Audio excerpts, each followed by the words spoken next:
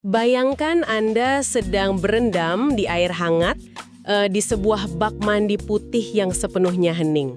Ruangannya kedap suara. Anda mungkin sedang memegang segelas minuman dingin setelah hari yang panjang. Tapi bagian yang paling nggak masuk akal adalah pemandangan di depan Anda. Oke, pemandangan seperti apa nih? Persis di balik jendela kaca raksasa tempat Anda berendam, Anda melihat ribuan lampu merah dari mobil-mobil yang terjebak macet total di Jalan Sudirman. Ironi ibu kota ya? Bener banget, Anda bisa melihat kekacauan kota, orang-orang yang stres membunyikan klakson, rutinitas metropolitan yang brutal. Tapi Anda berada di atas semua itu, tidak tersentuh. Itu adalah sebuah kontras yang sangat teatrikal. Sangat. Dan secara arsitektural, momen itu sebenarnya merangkum pergeseran cara kita mendefinisikan kemewahan di abad ke-21 ini. Kemewahan itu bukan lagi cuma soal material mahal, kayak marmer impor atau lampu kristal. Iya, bukan sekedar barang-barang fisik lagi ya. Betul. Kemewahan sekarang adalah tentang kontrol atas lingkungan Anda. Kemampuan untuk secara harfiah menekan tombol hening atau mematikan suara kota tanpa harus meninggalkan kota itu sendiri. Nah, hari ini bagi Anda para pembelajar kita yang mendengarkan, kita akan mengupas tuntas sebuah dokumen yang menyoroti fenomena tersebut. Di sesi penelusuran mendalam ini, kita punya profil properti eksklusif dari Nusa Konstruksi Engineering atau NKI. Dokumen yang sangat menarik. Pastinya, dokumen ini membedah anatomi dari Senopati Suites Tower 3, sebuah properti kelas atas di jantung kota Jakarta. Tepat di tengah hiruk-pikuk kota. Iya, jadi terlepas dari apakah Anda sedang mencari hunian impian atau mungkin punya ketertarikan pada tata kota atau cuma sekedar penasaran dengan standar kemewahan hidup para eksekutif, catatan ini sangat membuka mata. Kita akan melihat bagaimana arsitektur mencoba menyeimbangkan hingar-bingar kota dengan ketenangan hunian. Karena dokumen ini pada dasarnya menantang hukum kompromi urban yang selama ini selalu kita terima begitu saja. Kompromi yang seperti apa tuh maksudnya? Gini, sejak revolusi industri, orang yang tinggal di kota besar itu selalu dihadapkan pada pilihan biner. Kalau Anda mau dekat dengan pusat bisnis dan kantor, Anda harus siap tinggal di tempat yang sempit dan bising. persis, luas ruang dikorbankan.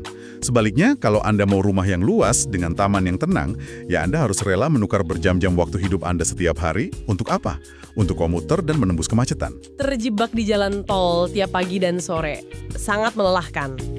Oke, mari kita bedah ini dari aspek yang paling mendasar dulu. Karena segala sesuatu dalam real estate kan selalu bermula dari satu hal. Lokasi. Selalu tentang lokasi. Dan disinilah saya menemukan semacam paradoks saat membaca datanya. Senopati Suites ini berada di Jalan Raya Senopati, Kebayoran Baru. Secara logistik, jaraknya itu cuma sekitar 1-3 km dari SCBD Sudirman dan Gatot Subroto. Sangat dekat. Dekat banget. Aksesnya juga menempel dengan halte Transjakarta, stasiun MRT, area Stadion GBK, sampai Simpang Susun Semanggi. Jantung dari mesin ekonomi Indonesia. Benar. Kalau kita hubungkan ini dengan gambaran besarnya, lihat peta tata kota, area-area yang Anda sebutkan tadi itu didesain untuk kecepatan dan efisiensi, bukan untuk kenyamanan santai manusia. Koridor pergerakan massal. Betul, Semanggi dan Sudirman itu koridor super sibuk.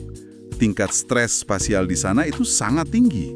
Tapi tunggu dulu, di kota yang padat dan mahal kayak Jakarta, lahan di radius sedekat itu dari SCBD kan ibarat tambang emas komersial ya. Oh, tentu saja. Logika ekonomi standarnya pasti akan mendorong pengembang untuk meratakan semuanya, lalu membangun blok-blok beton yang padat supaya margin keuntungannya maksimal. Memaksimalkan setiap meter perseginya. Iya kan? Tapi dokumen ini berulang kali menekankan upaya untuk mempertahankan atmosfer hijau dari Jalan Senopati. Bukankah mengalokasikan ruang untuk pepohonan dan taman di area supremium ini adalah sebuah inefisiensi ruang? Pertanyaan yang sangat bagus.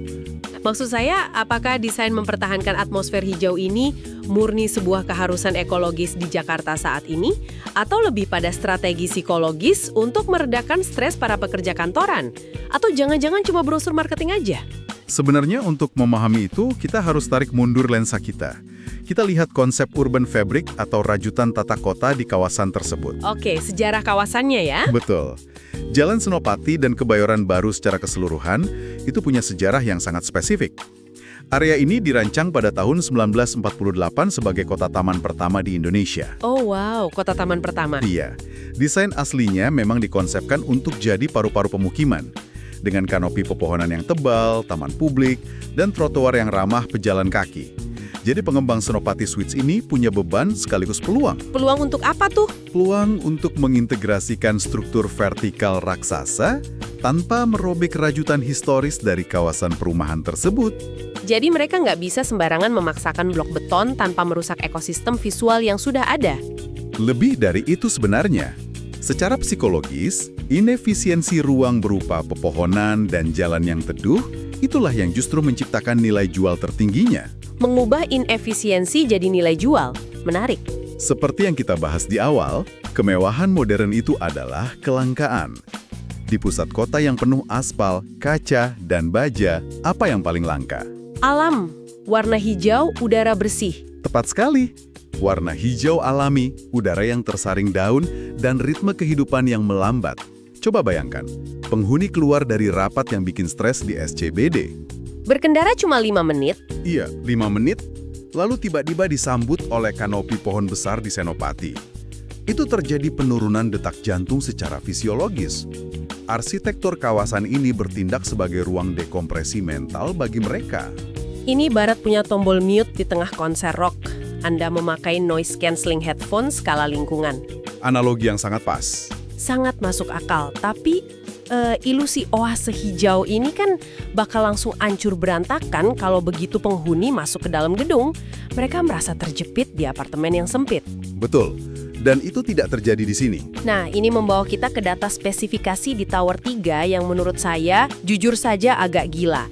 Disinilah bagian yang sangat menarik dari dokumen tersebut. Anda pasti merujuk ke unit-unit lantai tipikalnya. Iya, spesifiknya unit 25A, 28A, dan 30A. Waktu saya baca cetak birunya, saya sampai harus ngecek angkanya 2 kali. Angkanya memang mengejutkan. Luas satu unitnya mencapai kurang lebih 290 meter persegi. Sebentar, saya harus menantang premis ini. Membangun apartemen seluas hampir 300 meter persegi di lokasi paling sentral. Ini kan bertentangan dengan tren mikro apartemen yang sekarang lagi menjamur di kota besar. Sangat bertentangan. Kenapa perencananya nggak membagi satu lantai raksasa ini jadi 4 atau 5 unit apartemen eksekutif yang lebih kecil? Bukannya margin keuntungannya pasti jauh lebih besar. Kalau pendekatannya membagi lantai jadi unit kecil, itu memang standar untuk pasar kelas menengah, di mana volume penjualan adalah segalanya. Masuk akal. Banyak unit, banyak yang terjual. Tapi properti ini menargetkan demografi yang sepenuhnya berbeda. Mereka menargetkan individu yang secara tradisional sudah terbiasa tinggal di rumah tapak berukuran masif. Di kawasan elit seperti Pondok Indah atau Menteng ya? Betul. Tapi orang-orang ini sudah lelah menghabiskan energi untuk komuter. Mereka bersedia pindah ke hunian vertikal untuk merebut kembali waktu mereka. Tapi mereka menolak keras untuk melakukan downsize atau mengurangi kualitas ruang hidup mereka. Mereka nggak mau kompromi soal luas ruang. Sama sekali nggak. Biasanya kita berpikir apartemen itu ruangannya terbatas. Tapi dengan luas 290 meter persegi, mereka pada dasarnya menginginkan skala rumah tapak konvensional, tapi diangkat ke atas awan. Rumah tapak di atas awan. Saya jadi bisa membayangkan daftar fasilitasnya. 3 kamar tidur dengan lantai kayu solid, 3 kamar mandi, ruang tamu yang cukup besar untuk menggelar pesta makan malam. Jangan lupa dapurnya. Oh iya, dapur dengan meja island di tengah, kap mesin exhaust hood raksasa, ada pantry, ruang servis tersendiri, toilet tambahan, dan balkon. Skalanya memang masif. Belum lagi dokumen ini menyebutkan kapasitas listriknya mencapai 20.000 watt per unit. Nah, bagi Anda yang mendengarkan, coba bayangkan daya 20.000 watt itu. Itu mengkonfirmasi bahwa memang tidak ada elemen kompromi di sini. Di apartemen standar kita kan sering harus berhitung ya. Kalau nyalain oven, AC harus dimatiin sebagian biar si kring nggak turun. Persis, tapi dengan 20.000 watt, Anda sedang melihat infrastruktur tak kasat mata yang sepenuhnya mendukung gaya hidup kelas atas. Penghuni bisa menyalakan AC sentral, pakai peralatan dapur komersial, menghidupkan sistem hiburan, semuanya bersamaan tanpa friksi. Semuanya dirancang supaya kehidupan mengalir begitu saja. Sebuah kemewahan yang nggak mengharuskan Anda berpikir. Kehidupan tanpa interupsi. Tapi gini, Ruang yang masif dan listrik tak terbatas ini nggak akan terasa mewah kalau privasi Anda masih dikompromikan. Dan disinilah fitur tata ruang yang paling menonjol muncul, lift pribadi atau private lift. Ini bukan sekedar alat untuk naik turun gedung aja kan? Tentu tidak. Sosiologi di balik lift pribadi ini sangat esensial dalam hunian premium. Mari kita bandingkan dengan apartemen mewah biasa. Oke, apartemen mewah tanpa lift pribadi. Sekalipun apartemennya mahal, Anda tetap harus melewati area lobi komersial. Anda harus tersenyum pada staf, berbagi lift umum dengan tetangga yang mungkin lagi nggak pengen Anda ajak bicara. Iya, basa-basi di dalam lift. Lalu berjalan menyusuri koridor panjang melewati belasan pintu lain. Ada gesekan sosial di setiap langkahnya. Anda terus-menerus terpapar di ruang publik sebelum akhirnya sampai ke pintu rumah. Anda masih harus mempertahankan persona publik Anda sampai Anda mengunci pintu dari dalam. Capek juga ya. Sangat melelahkan secara mental. Tapi, teknologi lift pribadi ini menghapus seluruh proses tersebut. Anda memindai kartu akses di bawah, pintu menutup, dan Anda meluncur vertikal. Begitu pintu terbuka, Anda sudah berdiri di dalam rumah Anda sendiri. Transisi spasial yang luar biasa. Langsung dari ruang mesin baja ke sofa beludru di ruang tamu Anda. Sangat dramatis, privasinya mutlak. Gesekan sosialnya jadi nol. Menarik banget soal transisi spasial ini. Waktu saya melihat denah ruang 290 meter persegi ini, saya lihat semacam peta sosiologis yang kompleks. Kompleks di bagian mana menurut Anda? Di satu sisi, area ruang tamunya sangat terbuka, menyatu dengan dapur bersih atau pantry yang punya meja island itu. Ini jelas didesain sebagai pusat interaksi sosial. Betul. Tapi di saat yang sama, ada koridor tersembunyi. Koridor ini mengarah ke ruang servis, toilet tambahan, dapur basah, dan akses terpisah. Kenapa harus ada pemisahan yang sangat tegas ini? Desain ini merespons langsung konsep sosiologi dari Erving Goffman tentang panggung depan dan panggung belakang. Panggung depan dan panggung belakang, bisa tolong jelaskan sedikit? Panggung depan itu area tempat kita mempresentasikan diri kita kepada dunia luar. Ruang tamu utama, area makan, dapur bersih yang elegan. Area ini didesain mengesankan dan luas, siap untuk menjamu tamu penting. Tempat di mana semuanya terlihat sempurna. Persis. Tapi, operasional di balik gaya hidup kelas atas itu kan seringkali berantakan dan butuh tenaga kerja pendukung. Terutama dalam konteks di Indonesia ya. Keluarga kelas menengah ke atas seringkali punya staf rumah tangga yang tinggal bersama mereka. Itulah mengapa keberadaan panggung belakang jadi krusial. Ruang servis, dapur basah untuk memasak berat, area cuci, sampai akses lift service staff, semuanya dipisahkan dari alur utama. Jadi, staf bisa masuk, keluar, dan bekerja mengelola rumah tanpa harus melintasi ruang tamu atau mengganggu privasi penghuni. Betul. Ini rekayasa tata ruang yang sangat sadar akan hierarki dan budaya lokal kita. Oke, jadi kita punya lingkungan luar yang bebas stres di Senopati, ruang di dalam yang luas dengan listrik masif, dan privasi absolut dengan lift pribadi serta pemisahan panggung depan belakang. Sebuah benteng perlindungan urban. Tapi ini memunculkan pertanyaan baru buat saya. Kalau Anda mengurung diri di dalam privasi seluas 290 meter persegi betapapun mewahnya, bukankah secara psikologis lama-lama akan terasa seperti tinggal di bunker yang mahal? Bagaimana arsitektur gedung ini mencegah munculnya perasaan terkungkung itu? Yang menakjubkan di sini adalah bagaimana mereka menyelesaikan masalah itu dengan sesuatu yang tidak bisa dimonopoli. Cahaya alami. Cahaya alami. Optimasi pencahayaan? Iya. Kalau Anda perhatikan detail estetika interiornya, desainnya sangat condong ke gaya minimalis modern. Dinding putih bersih yang dominan. Di area umum kayak ruang tamu dan ruang makan, mereka pakai ubin atau lantai marmer mengkilap. Dan ini bukan cuma soal biar kelihatan mewah kan? Tentu bukan. Material ini bertindak sebagai perangkat optik. Oh, ini berkaitan dengan jendelanya ya? Dari foto-fotonya bukaan jendelanya itu nggak main-main besarnya. Transparan dan tinggi sekali. Betul, bukaan besar itu membiarkan cahaya alami masuk dengan berlimpah. Dan ketika cahaya menghantam lantai marmer putih yang reflektif, cahayanya dipantulkan kembali ke seluruh sudut ruangan. Tepat. Jadi alih-alih merasa di dalam bunker, batas fisik apartemen seolah memudar.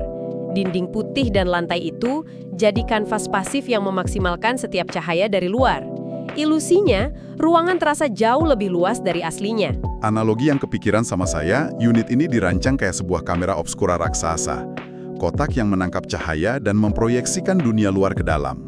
Analogi yang sangat puitis. Tapi, material marmer dan cahaya berlimpah ini punya kelemahan nggak sih? Secara sensorik, batu marmer dan kaca itu sifatnya dingin dan kaku. Memang betul. Kalau seluruh luasan 290 meter persegi isinya cuma marmer dan kaca, rasanya bakal kayak tinggal di klinik atau lobi bank. Nggak ada rasa hangat sebuah rumah. Pengamatan yang jeli. Arsitekturnya sadar betul akan risiko itu. Makanya, saat penghuni bertransisi dari area publik ke zona paling intim, yaitu ketiga kamar tidurnya, ada perubahan material yang drastis. Oh, yang dokumen sebutkan soal hardwood floor tadi.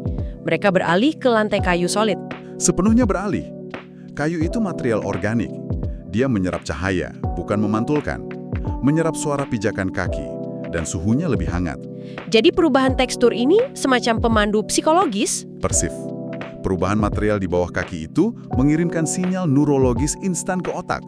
Memberitahu bahwa zona publik sudah berakhir, dan Anda masuk ke zona perlindungan untuk beristirahat. Menariknya, elemen kayu ini nggak cuma ada di kamar tidur. Di dokumen ada detail visual soal balkon apartemen ini. Balkon yang sangat berbeda dari apartemen biasa. Banget. Kebanyakan apartemen kan memperlakukan balkon kayak area sisa aja. Kotak kecil 1x2 meter, cuma cukup buat 2 pot tanaman atau mesin AC. Iya, area yang nyaris nggak fungsional. Tapi balkon di unit Tower 3 ini adalah sebuah dek memanjang. Balkonnya melingkari, membungkus area apartemen dengan lantai dek kayu. Anda bisa jalan-jalan di sepanjang perimeternya. Keberadaan balkon kayu yang melingkar itu punya tujuan spesifik, menciptakan koneksi taktil langsung dengan kota. Maksudnya kota sebagai pemandangan. Lebih dari itu, saat Anda punya jendela kaca masif tanpa sekat, pemandangan luar bukan sekedar gambar dari bingkai kecil. Pemandangan itu bertransformasi jadi elemen interior Anda. Kota Jakarta berubah menjadi wallpaper yang dinamis. Wow, coba Anda yang mendengarkan bayangkan koreografinya. Di pagi hari, wallpaper Anda adalah awan yang terpantul di gedung-gedung kaca SCBD. Dan kanopi pohon senopati di bawah sana. Lalu, saat senja tiba, karakternya berubah total 180 derajat. Bangunan menyalakan lampu, Jalan Sudirman dan Tol Semanggi perlahan rubah jadi sungai cahaya merah dan putih yang mengalir. Dinding ruang tamu Anda nggak pernah sama dari jam ke jam. desainnya secara sengaja mengubah realitas kota yang keras, kebisingannya, polusinya, menjadi karya seni kinetik yang steril dan aman. Anda bisa menikmati energinya tapi terlindungi dari konsekuensi fisiknya. Tepat. Dan obrolan kita soal desain interior dan visual ini menarik kita kembali ke pemandangan di awal sesi kita. Soal bathtub ya? Iya, bathtub putih standalone, elegan, yang posisinya persis di depan jendela kaca besar itu. Di sebelah area pancuran kaca dengan marmer abu-abu gelap. Waktu awal baca, saya pikir itu ide yang aneh. Kenapa aneh? Karena mandi kan momen paling rentan buat seseorang. Kenapa malah diletakkan menghadap langsung ke salah satu persimpangan tersibuk di Asia Tenggara? Tapi sekarang Anda melihatnya berbeda. Ya, setelah mengurai semua percakapan kita, saya mengerti. Itu bukan kerentanan, itu adalah sebuah deklarasi dominasi. Kesimpulan yang mendalam. Jendela besar di kamar mandi itu adalah puncak dari manipulasi spasial ini. Dia seakan bilang, saya punya kontrol absolut. Betul, Anda mengekstraksi nilai estetika dari kota yang sibuk dan mengonsumsinya sebagai hiburan visual sambil bersantai di air hangat. Jadi, apa arti dari semua ini? Ini bukan sekedar tentang tempat tinggal, ini tentang bagaimana arsitektur membingkai pengalaman visual Anda. Benar-benar bikin kita berpikir ulang soal masa depan tempat tinggal urban. Sepakat, kalau kita harus merangkum semua yang kita bedah dari dokumen NKE soal Senopati Suites Tower 3 ini, dari lokasi, luas ruang 290 meter, privasi, lift eksklusif, sampai pencahayaan, apa benang merahnya? Benang merahnya, ini adalah studi kasus sempurna tentang hunian kompromi nol. Kompromi nol? Iya. Unit seperti lantai 25A, 28A, dan 30A ini mendemonstrasikan bahwa Anda bisa memiliki semuanya. Keluasan spasial rumah tapak, privasi lift eksklusif, konektivitas ke jantung bisnis SCBD, sekaligus harmoni alam dari kanopi hijau Senopati. Sebuah desain yang menolak untuk memilih. Sangat kuat. Nah, bagi Anda yang mungkin benar-benar mengincar unit ini, atau sekedar ingin menanyakan detail lebih jauh karena obrolan kita hari ini, NKE cukup terbuka memberikan akses informasi ya. Betul. Semua data yang kita bahas ini adalah bagian dari profil yang memang jadi sumber materi bedah kita hari ini. Sangat disarankan bagi siapapun yang tertarik pada desain ruang binaan untuk melihat langsung bagaimana konsep abstrak ini dicetak menjadi realitas beton, kaca, dan kayu. Nah, sebelum Anda menutup sesi ini dan kembali pada rutinitas Anda, ada satu pemikiran tajam yang terus mengganggu saya selama kita ngobrol tadi. Apa itu? Kita udah menghabiskan waktu lumayan lama mengagumi desain unit masif ini, bagaimana hunian seluas 290 meter persegi dirancang untuk memaksimalkan pandangan Anda ke arah kota Jakarta yang bergerak cepat di luar sana. Betul, tapi mari kita renungkan ini sebentar. Apakah kemewahan sejati bagi masyarakat urban modern ini benar-benar terletak pada seberapa luas ruang interior yang kita miliki di dalam ruangan? Atau ada hal lain? Ataukah kemewahan yang paling absolut justru terletak pada seberapa banyak waktu hidup yang kita hemat? Waktu yang kita dapatkan kembali karena kita nggak perlu lagi terjebak di jalanan berjam-jam untuk menatap kota tersebut. Pikirkanlah itu saat Anda melewati hiruk-pikuk kota esok hari. Terima kasih telah bergabung di sesi penelusuran kita kali ini.